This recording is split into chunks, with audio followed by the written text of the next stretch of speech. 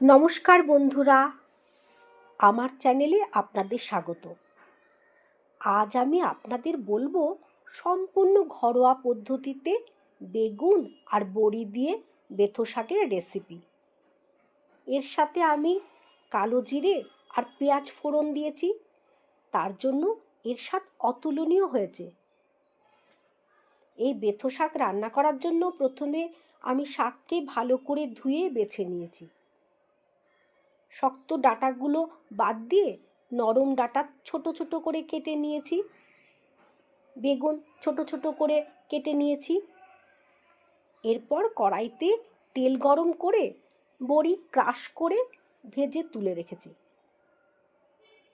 এরপর কড়াইতে কালো জিরে আর পেঁয়াজ দিয়ে সেটা থেকে ভালো গন্ধ বেরোলে তার মধ্যে কেটে রাখা বেগুন দিয়ে নাড়াচাড়া করে তার মধ্যে কেটে রাখা বেথো শাক দিয়ে কষিয়ে হলুদ আর নুন পরিমাণ মতো দিয়ে নরম হয়ে যাবার পর নাড়াচাড়া করে বেথো শাক তৈরি করে ফেলেছি।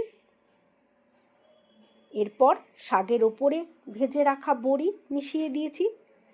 তার জন্য এই শাকের রান্নার স্বাদ অতুলনীয় হয়েছে। আর বেথো শাকের অনেক উপকারিতা আছে। এটি হজমে সহায়তা করে, দৃষ্টিশক্তি উন্নত করতে সাহায্য করে এবং রোগ প্রতিরোধ ক্ষমতা বাড়ায়। এতে প্রচুর পরিমাণে আয়রন এবং ক্যালসিয়াম থাকে, যা শরীরের জন্য খুবই উপকারী। আর্থারাইটিস রোগীদের জন্য তো বেথো শাক একটা মহাঔষধ। তাই আপনারাও মাঝে মাঝে বানান।